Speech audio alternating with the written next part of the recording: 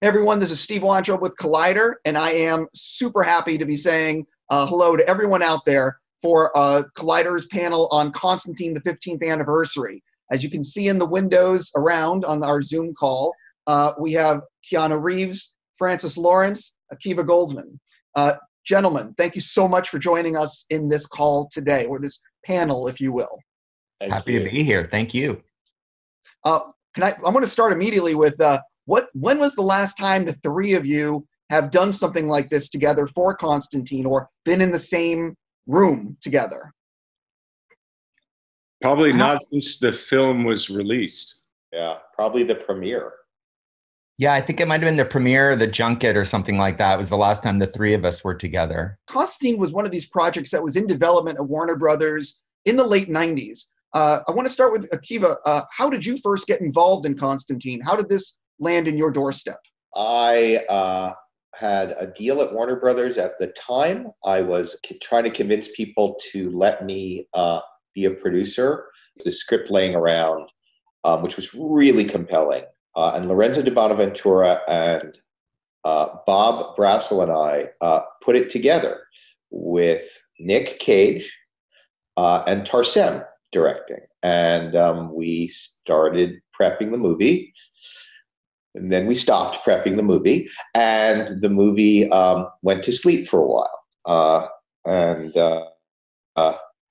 And slowly but surely, the idea was durable enough, like many interesting scripts, to outlive whatever struggles it had. And there was this video director who was really something. And so began this restructuring of Constantine,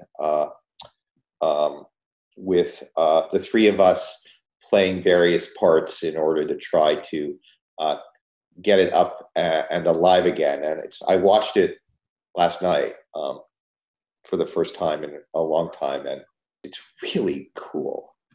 I want to jump to Keanu. When did you first hear about Constantine, and what was it about the character and the material that said, I want to do this? I wasn't familiar with the character. I hadn't read Hellblazer or seen any of the Alan Moore stuff in Swamp Thing. So I didn't know the character, and it was brought to me by my manager at the time, Erwin Stoff. I think when it was brought to me, Akiva and Francis and were already kind of on board with the project. Is that correct? No, I wasn't on yet. You were on before me. You had meetings, so. Yeah, I had meetings. Yeah, but you were one of the gauntlets that I needed to pass before. I remember. Yeah. So I remember that. Yeah. Fantastic meeting very well. So I didn't know the character. It was brought to me. Really loved the script. And once, then I did some research on the character, and it was I was not hesitant, but I'm not English and I'm not blonde, and the character is. So I had to reconcile that, and part of that was, well, what was at the base of the character? What could I bring to the character? Why even do it? And it's such a beautiful character, this kind of humanitarian, cynic, kind of tired, world weary, tired of all of the rules and morals and ethics and angels and but still a part of it. So I loved his sense of humor. So I was really excited to, I had seen a few of Francis's videos. I think the Lady Gaga video was probably the most recent up to it, right? Yeah, I think so, yeah. When I went to the meeting to meet with Francis, Francis had all the boards up, it was really kind of, a vision was there of the film, which I really loved. And so I was excited to have the opportunity to work with Francis, and then got to meet with Akiva and kind of come up to speed with the team. And yeah, it was just really, I mean, I love the film. I love the character. So it was cool to be able to play that role and jump into it. Francis, I'm curious, you had done so many music videos and were very successful, but this Constantine was your first feature film. I'm curious, what was it like walking into the studio for the first time and sort of pitching them on why you are the right guy to, this should be your first feature film? Well, it took a while. I mean, my first meeting was with Bob Brassel, the gentleman that Akiva just mentioned, who was an exec there at the time. So the script had been brought to me also by Irwin, who was Keanu's manager at the time. And so I went in and basically had to convince Bob that I had a vision for the movie and that I was a responsible filmmaker. I mean, music video guys were not sort of known for being responsible or thinking about or caring about actors and story. And so I spent a fair amount of time convincing Bob. I sort of got past him and then had to sort of make the rounds to all the producers. And, Akiva was one of the producers. I think he was in New York at the time. So I flew out to meet with him. Lauren Schuler Donner, who was here in LA, went and met with her.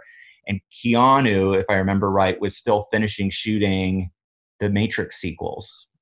And so he wasn't back from Australia yet. So this was about a 9-month process where I was slowly building out this kind of visual presentation, for the movie and meeting with all the producers and executives at Warner Brothers. And that all kind of culminated with me meeting with Keanu, I want to say a day or two after you got back from Australia.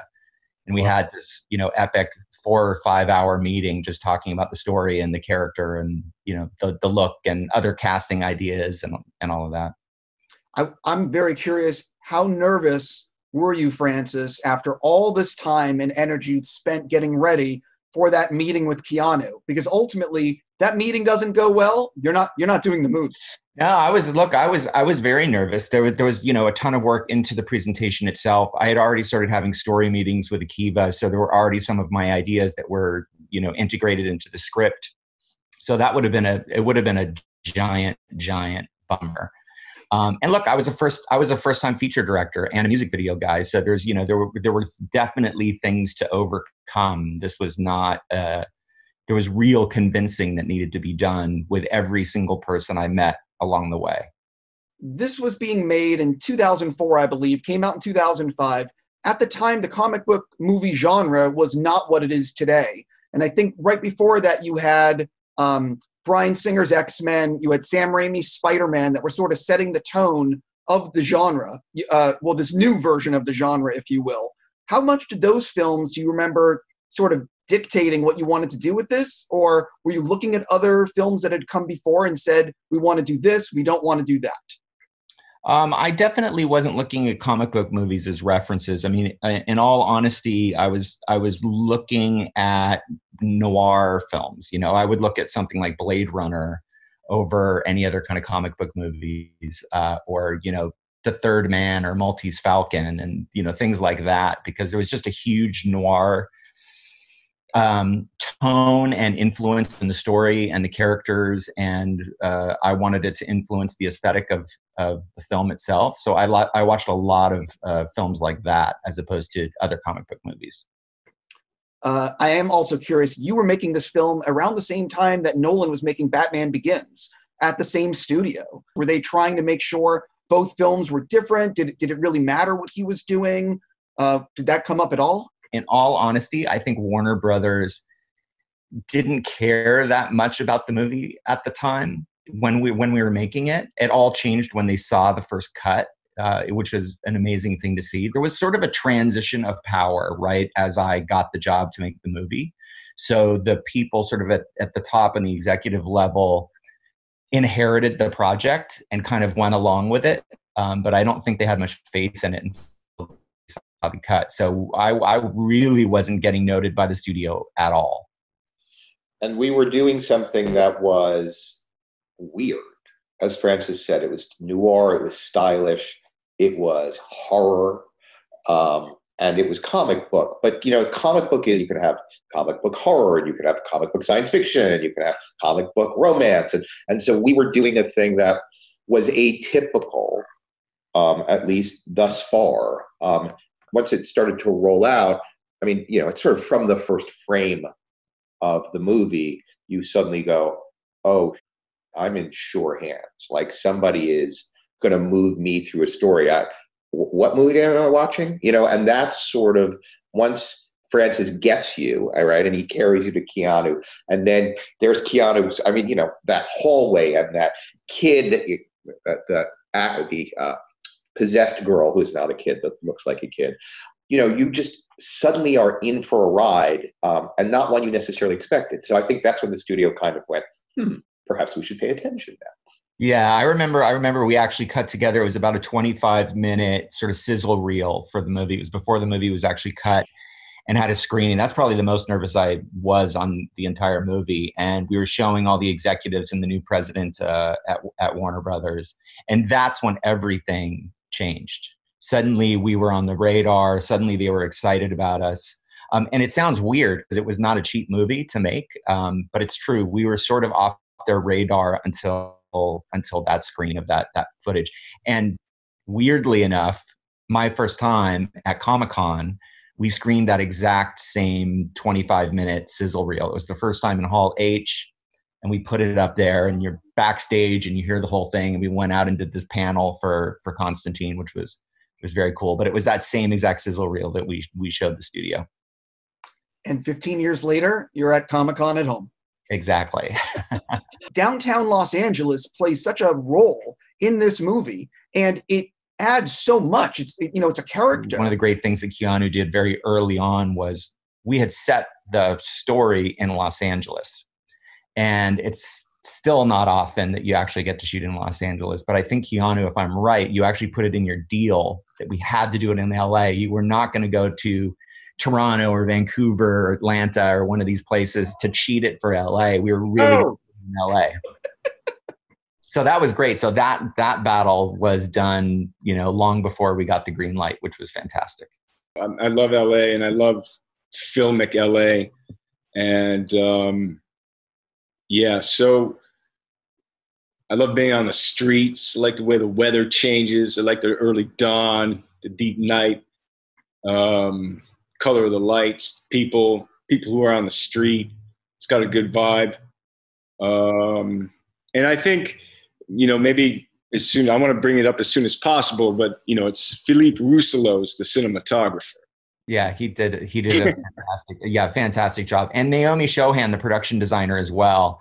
And because we set the story in LA and we got to shoot it thanks to Keanu in LA, I actually chose Naomi because she had done Training Day, and I really loved all the location work and the set design and decoration that she did in Training Day. And I saw that she wasn't, this wasn't about going to the sort of LA landmarks like, the Santa Monica Pier or the Hollywood sign. It was like getting into real LA, like parts of, Koreatown and Echo Park and parts of downtown that, people hadn't shot in that much and things like that. And so she was great with all that. Give a shout out to Frank Capello as well, who was kind of like this, in the roots of the tree.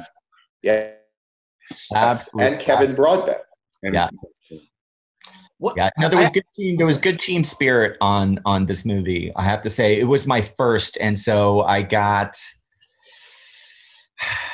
spoiled. A little spoiled, yes, by how much love the whole cast and crew had for the project and the sort of spirit and energy everybody had going forward.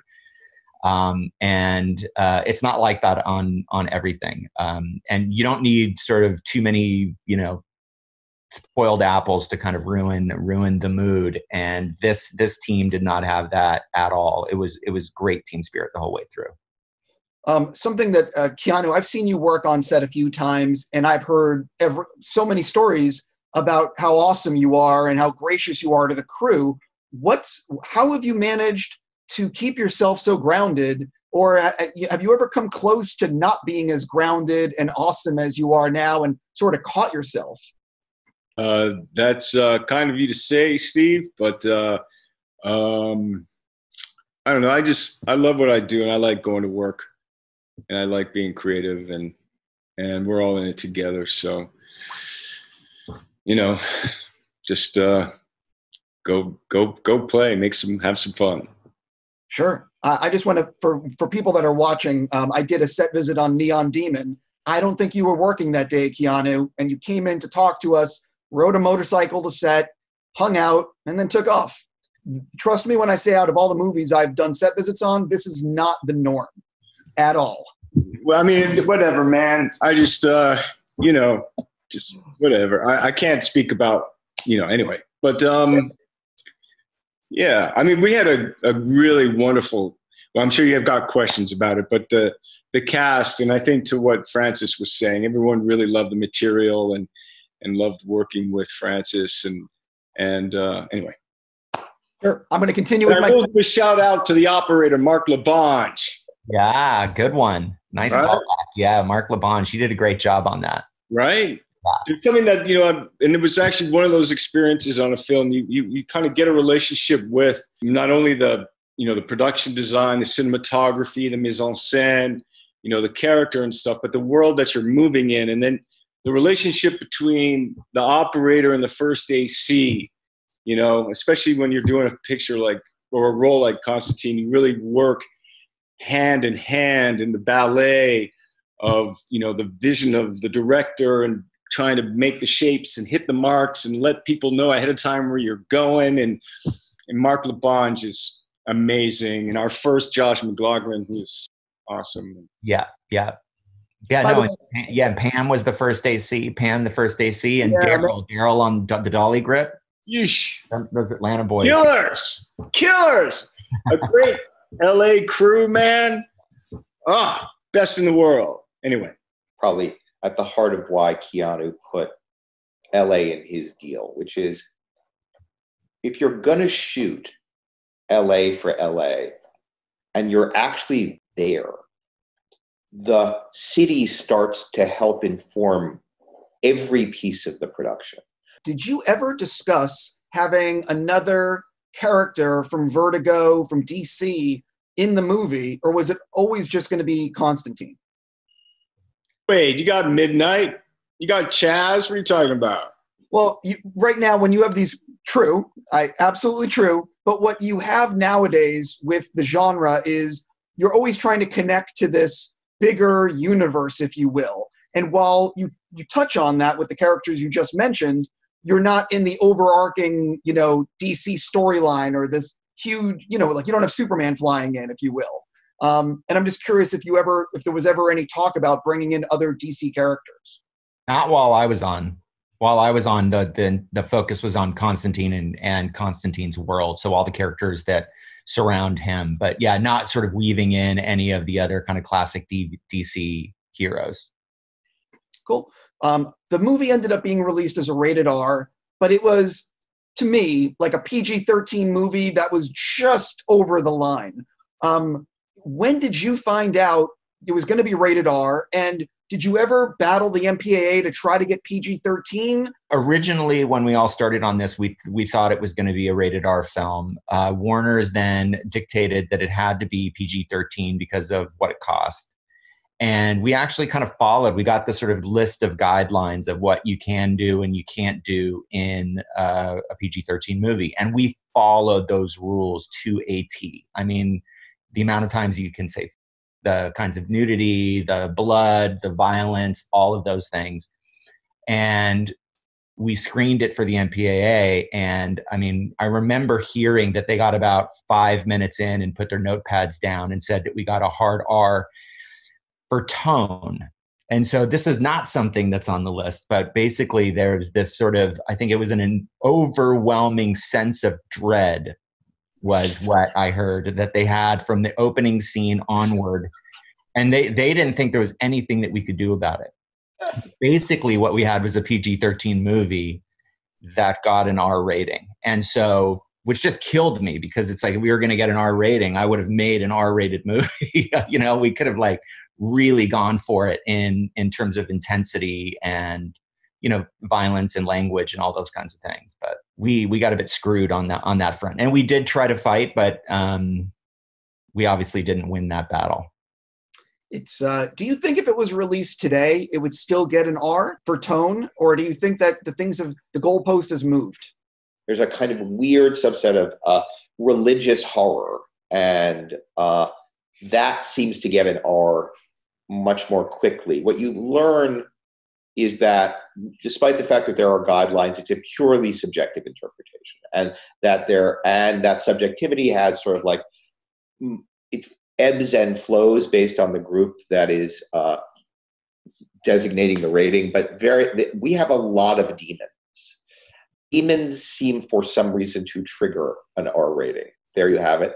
I've now given every prospective filmmaker the key to getting an R rating. Just have demons. You're welcome. Right. Keanu, throughout the entire film, you are either being rained on or smoking a cigarette. Which was more of a pain, the cigarettes or the rain? What do you mean pain? Man, that was fun. Talking about. There were a couple of days where Keanu turned green, where we did enough takes where, he kept having to smoke those fake cigarettes. And oh yeah, the smoke for the spider in the glass. The spider, that's right. Oh. But we got the shot. Keanu also gave me this. Oh yes. Oh, the shotgun! Yeah. The best wrap gift I've ever gotten on a movie. Keanu actually had the prop guy make a second one of these. It's made of bronze. This thing weighs probably 35 pounds. It's insane.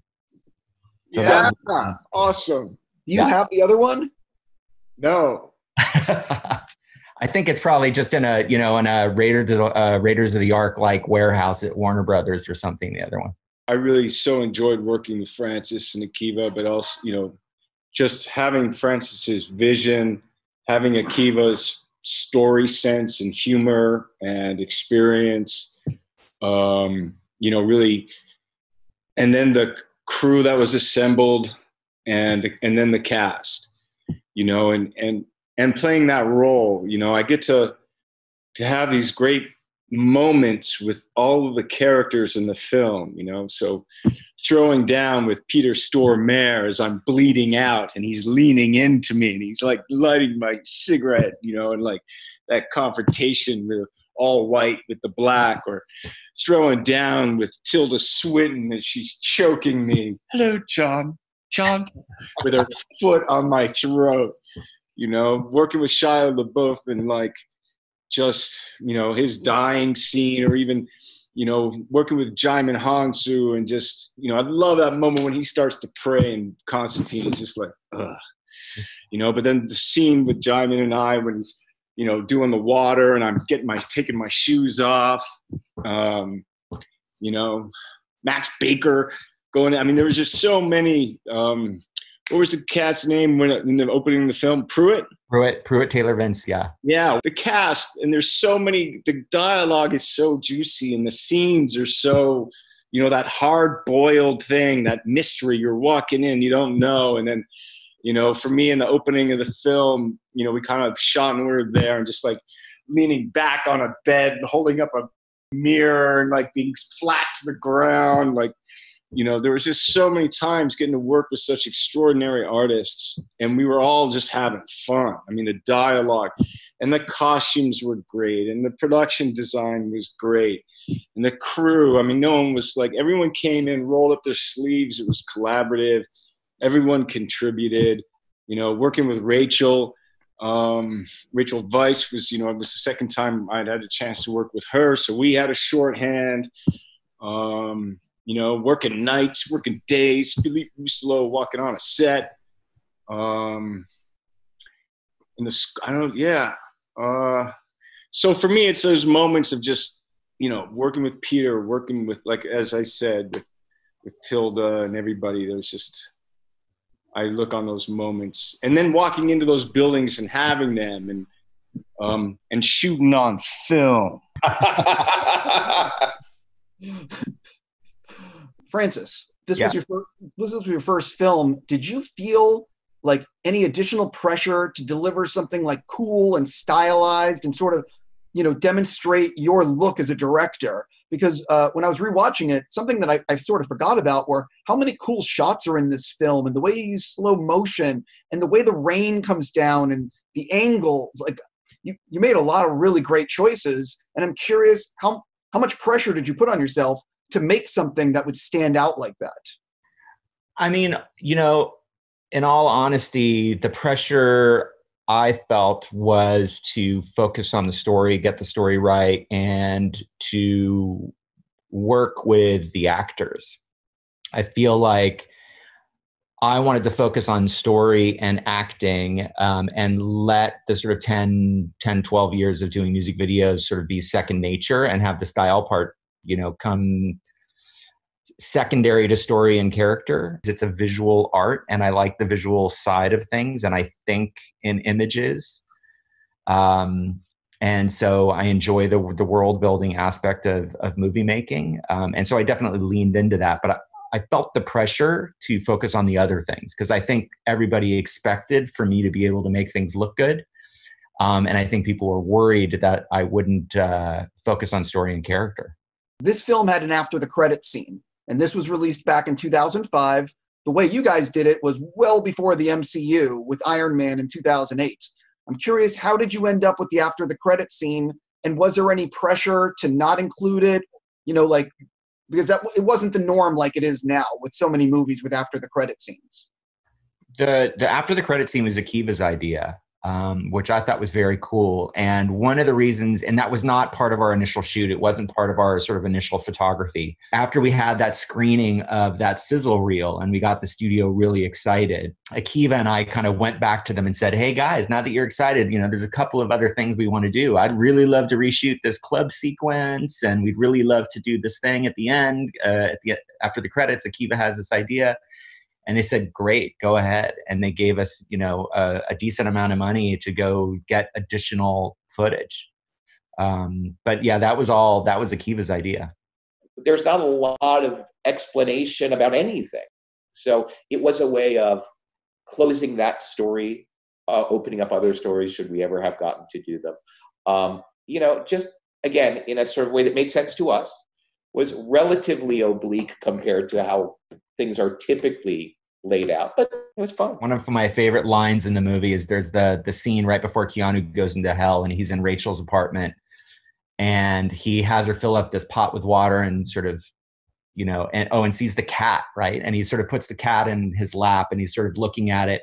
And the way he held the cat's face also made everybody in the audience, I guess because there was this overwhelming sense of dread, thought he was going to like peel the skin off the cat's face or something. Line makes absolutely no sense. Absolutely. I know what it means. Yes. Yes. But in the world of Constantine, it totally makes sense. And you just buy that he has ways of doing things and he understands things and has connections to different things. And it's one of my favorite little moments in the movie.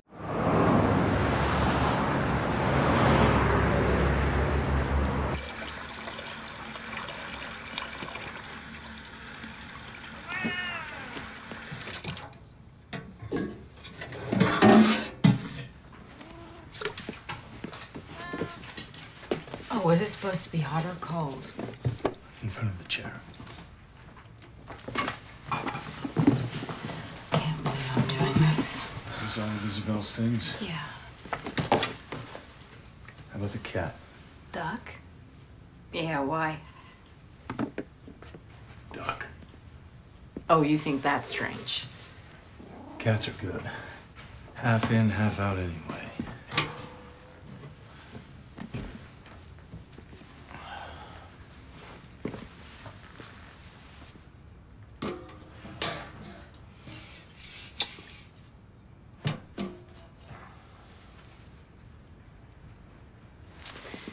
This is some kind of spell or something. Don't you need candles and a pentagram for it to work? Why, do you have any? This is crazy. Yes. I need you to leave. I'm sorry. Angela, please.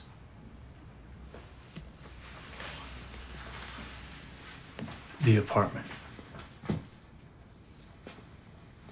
Okay.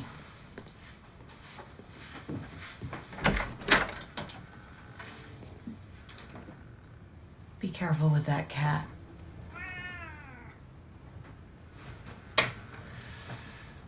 God, I hate this part.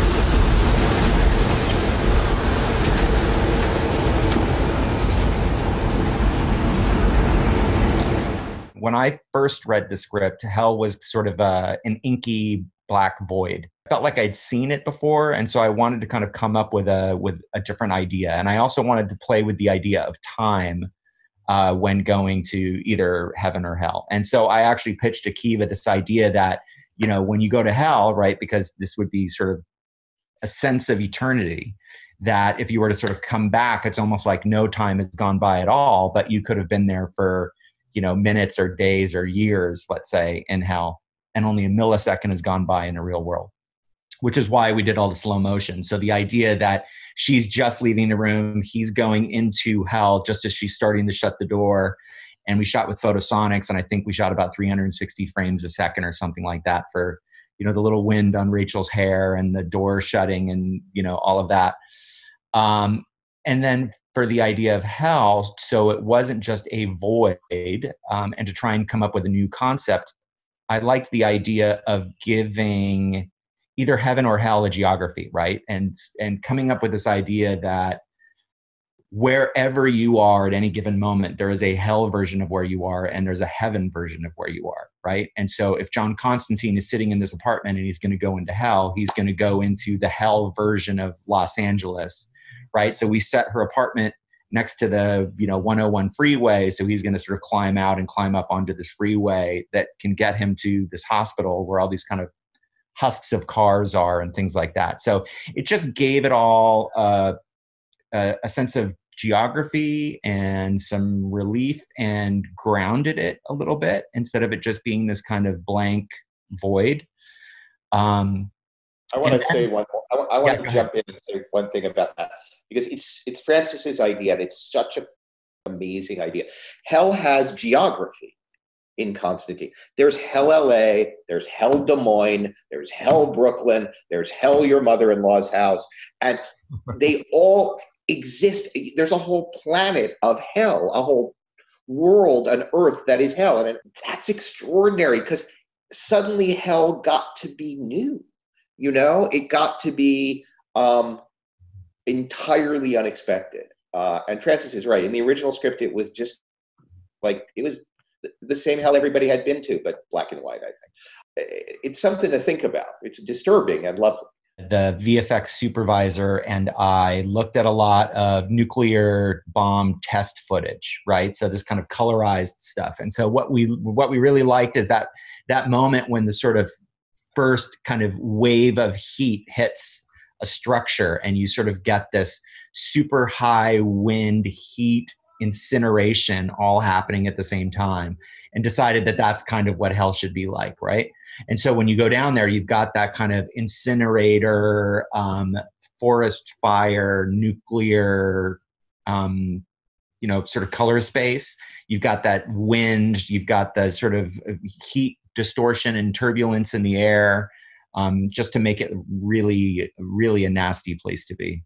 Keanu, do you remember filming that sequence specifically with the cat?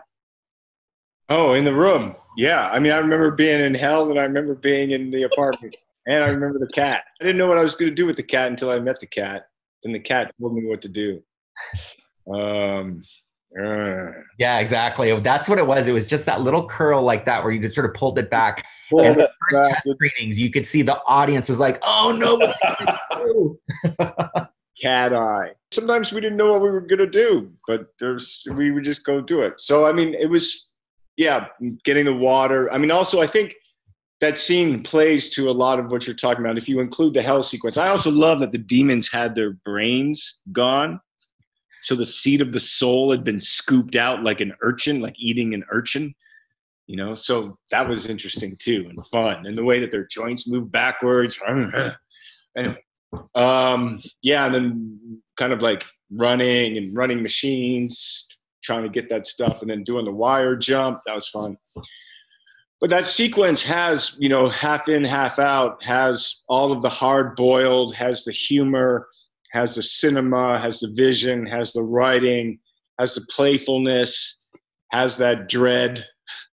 It has what's going to happen. So that sequence, you know, if you go into it and then go to hell and come back out, and the door click and her hair and coming back, and then cutting back to John and the steam coming off his back, and he's, you know, and the physical cost, the toll that it took him. And then the drama, the flip, you know, how that's like the sister and the reveal, and then the kind of momentum of the storytelling and the performance that Rachel gives, and the intimacy of that.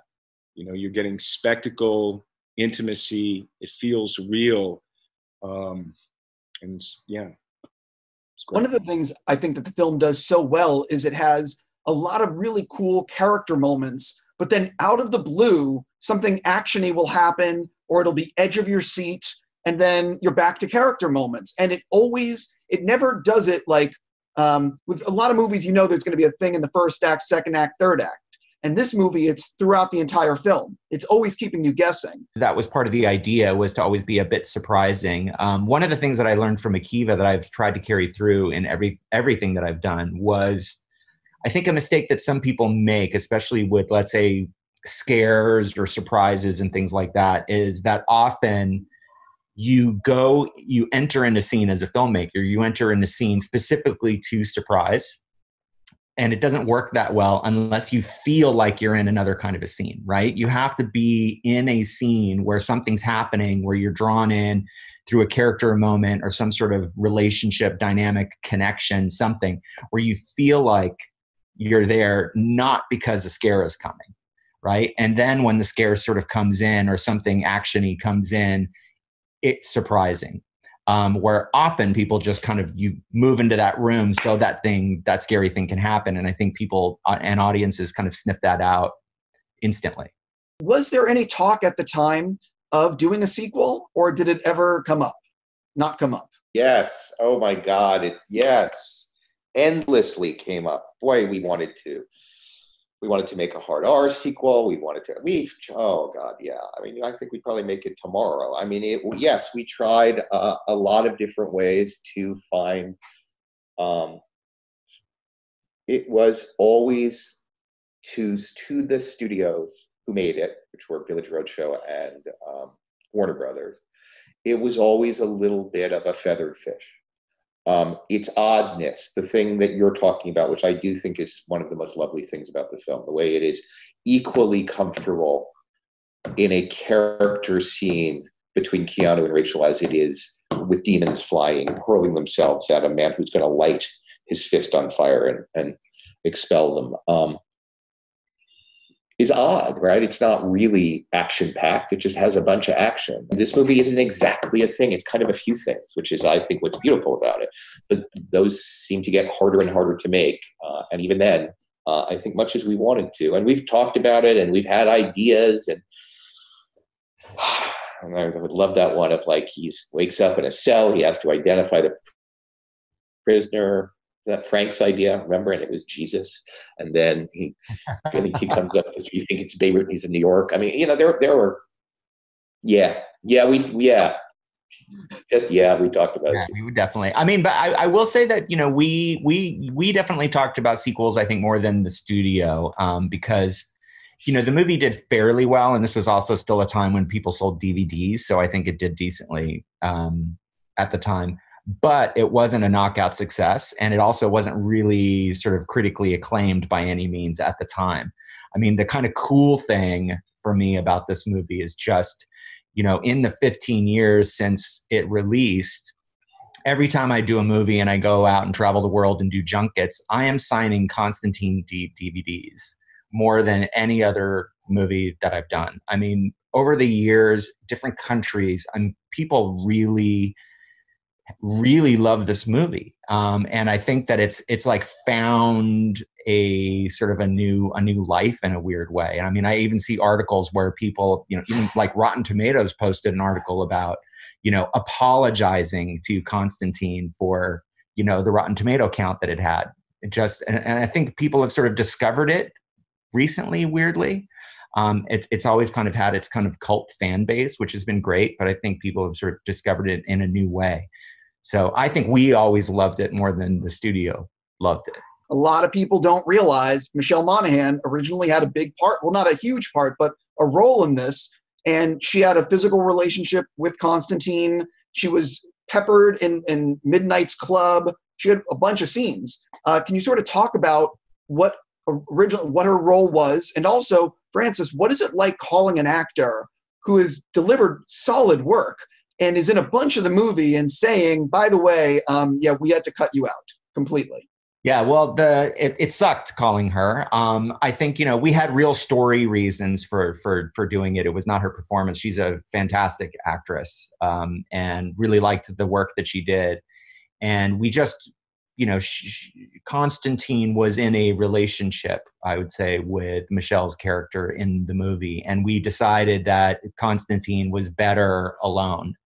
And feeling like he didn't have a companion that he could sort of lean on and have a relationship with. When we got to shoot the extra footage, because we liked Michelle so much and the character she played so much, we actually tried to fashion new scenes. So the problem was I had to tell her that we were cutting all of her scenes before we got to do this pickup stuff. Kiva and I came up with some new scenes and said, hey, we've got some new ideas. We're going to shoot some new stuff with you. And she's like, great. And she came in and we shot it and tried it and it didn't work. And I had to call her again a second time to say. And the worst part was the only piece that stayed in the movie was this moment at the end where Constantine lights the sprinklers and which starts spraying the holy water, and she gets hit and starts to burn. And she says, surprised, holy water? And she hated that line. She hated that line. She hated that moment. And it ended up being the only moment of her in the movie after sort of 2 attempts at various scenes. But she, again, fantastic actress. It was purely a story thing that made us cut her from the movie. Was there ever any talk about you doing blonde hair and like a British accent, or was it sort of like... No. Got it. I was always curious about you doing blonde for the movie, but it's not important. No, yeah, we never talked about it. And then I remember in costumes too, the one other sort of big change for the Constantine character was the coat. And we did try the sort of Constantine coat and ended up going with the black one, which is, different from the character from the comic books and the graphic novels. So we wanted to do what was sort of right for what we were doing. My last question for you guys. Ultimately, the editing room, the test screening process can rewrite an entire movie. Can you sort of talk about what you learned from test screenings, besides Michelle Monaghan's character, that maybe impacted the finished film? They were sort of slightly inconclusive kind of test screenings, right? That, sometimes you get a thing where you feel this big wave of people saying like your ending sucks or something like that, or something's really confusing. Religion is a very polarizing element in storytelling, right? Because there's people that are very religious and might get offended by something. Then there's people that aren't religious at all and they feel like they're getting preached to. I remember being in a Q&A after a screening and somebody, I don't remember what religion he was, but he was so confused by heaven and hell and trying to get me to explain, because in his worldview and religious view, there was no heaven and hell. So how is he supposed to sort of enter into this world appropriately, right? And he was really confused. And I think that was one of the big takeaways, was that just the subject matter of the story was putting some people off. Do you remember that alternate credit sequence we built out? Yes. With like their pasts, all of them when they were together.